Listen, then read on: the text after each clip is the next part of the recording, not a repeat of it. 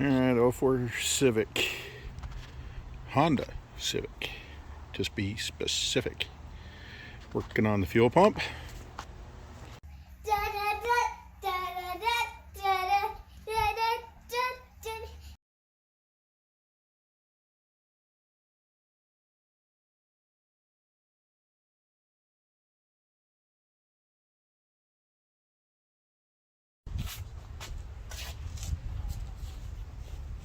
Alright, this is some angle iron that I scavenged from my garage door install. See what it does for me.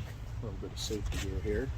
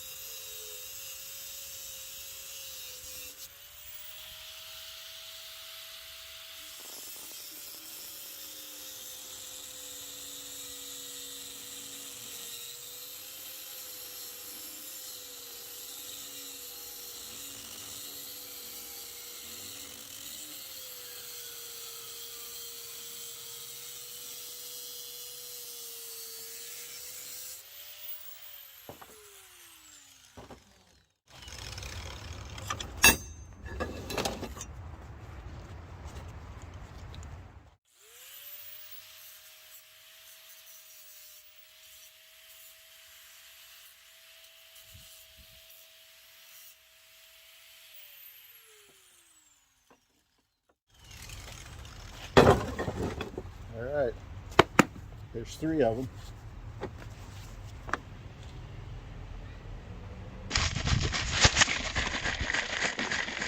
I got these done to this point, although they all need to go like that and be able to pivot in the middle with a bolt down the middle. So I'll take advantage of that hole that was actually there. They're already carved into it from when it was the garage door support. Anyway, I need to round these buggers, so I'll do that. Put my cutoff disc and my grinding wheel, or my grinding wheel and my flap disc. I was at Harbor Freight a few minutes ago and should have got some of these. I've got these basically done to this point anyway. Now if I did it right, which I didn't, they should line up with a bolt through there. So I need to grind that one a little bit more.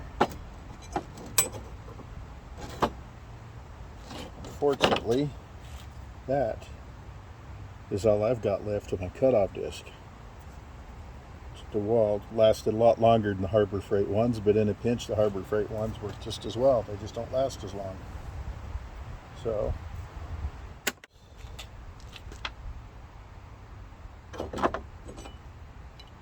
one of these bolts long enough.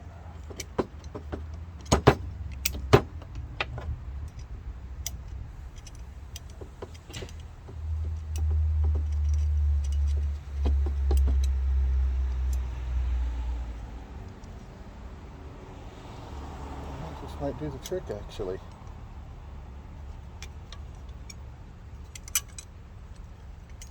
Now the biggest question is my welder work. I gotta weld on one of these nuts where the head of the bolt. I gotta bend these down 90 inches. So I've got a 2.5 inch radius here. Should be about 5.5 inches. Well, make it a 3-inch radius. So if I do it right, it'll collapse a little on itself. And tighten up on that locking ring the way I want it to.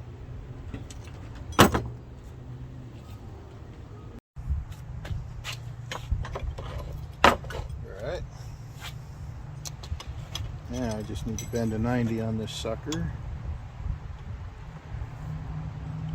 As long as I bend the 90 in the right spot, I'll be happy. Or for this job,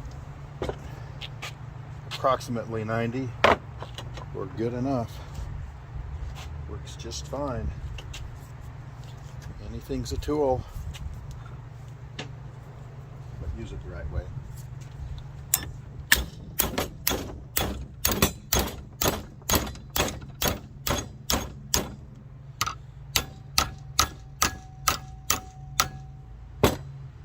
This fin really doesn't mean anything. I think I'm kind of leaving it on there for strength, but I was out of flat bar, so I just used this angle iron.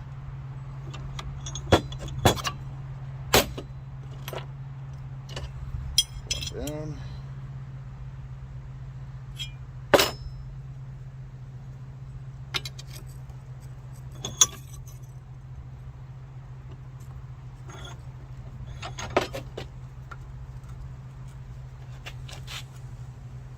This is assuming the top of my vise is plumb. But why wouldn't it be?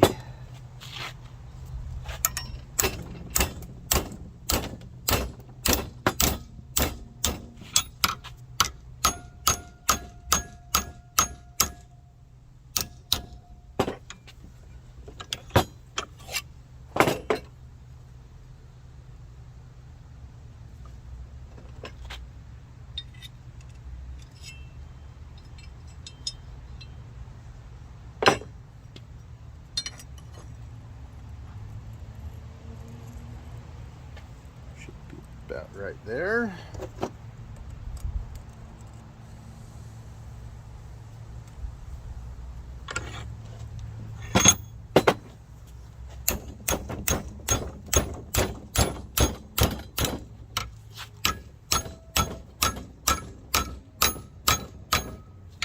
Aha.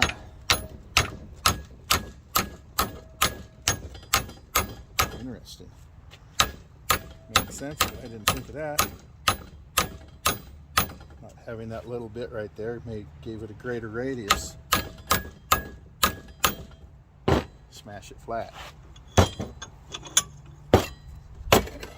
All right.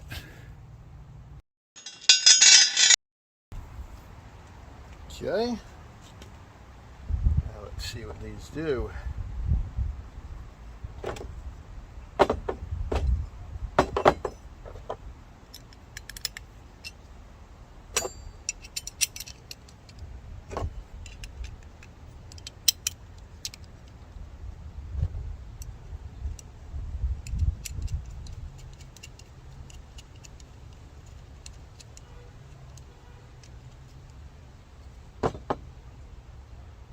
Together like that.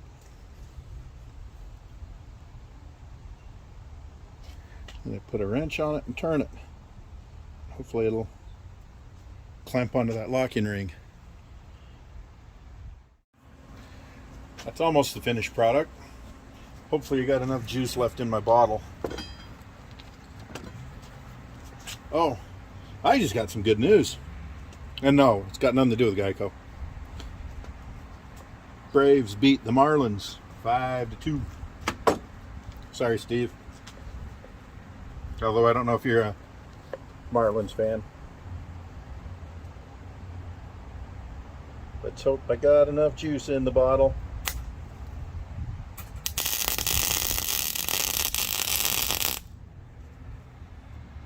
Nope, it's out.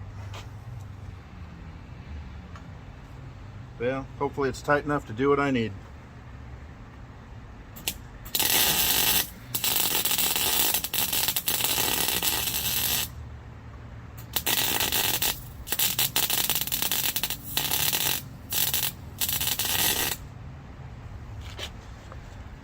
That, my friends, is what happens when you weld without gas.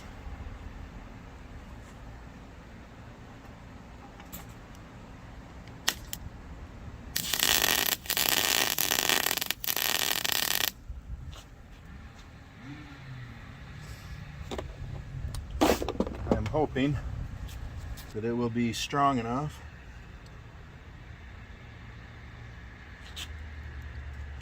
Let's get you down here. Look at these crappy welds. I could have switched over to flux core, but I haven't used that wire in so many years. It would take effort to change it and reverse the polarity, and for a job that I only need this to be strong for just a couple of minutes. And I think I screwed up because I need to get a wrench on that. I'll figure something out. Why didn't you tell me that 2 seconds ago? Gosh.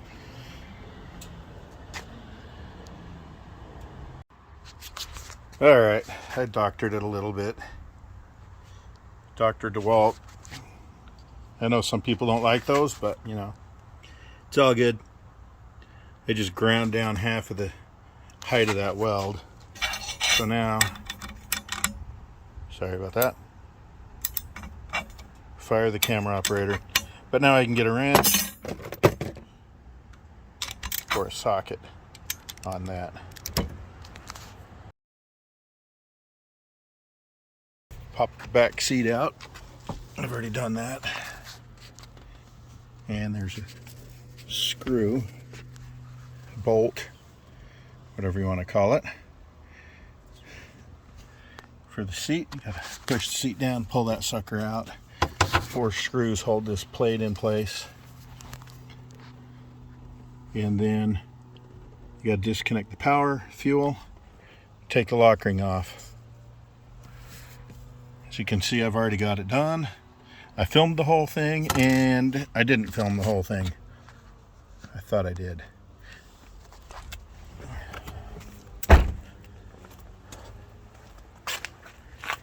So anyway, my handy dandy tool didn't work. I don't know if it would have or not, but my welds did not fail. But grinding back, I must have nicked it just a little too much because it started slipping, as you can see. That, and I didn't have very much grab on it. One of those taller coupling nuts probably would have been ideal, but I didn't think about that until after the fact. I wanted to get this job done, but it just didn't grab it and twist that lock ring. So what I ended up doing, hammer, screwdriver, and gently tapped it 3 or 4 places around, and it slowly started to turn, and that did the trick. So you don't need that fancy tool that I made, or the $60 one you can buy at AutoZone or Riley's, any of those other places. They were all out anyway. You had to order them special order, and they don't loan them. So most people have a hammer and a screwdriver, or a drift. A drift probably would have worked just as well. Less chance of the point of your screwdriver digging into those plastic tabs of that lock ring and breaking it off.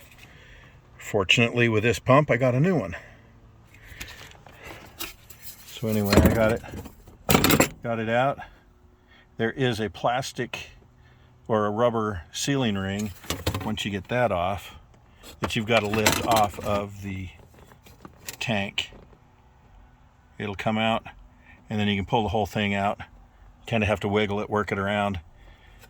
And then we put the new one on, slip that plastic ring off, that seal, slide it down around inside, and then put it in, twist your lock ring on, then reconnect your fuel line and the power. Now this one did not come with that plastic clip, so I had to carefully take that clip off of the old one and put it on this one. So that's all done. But before I button it up, all right, driver's seat.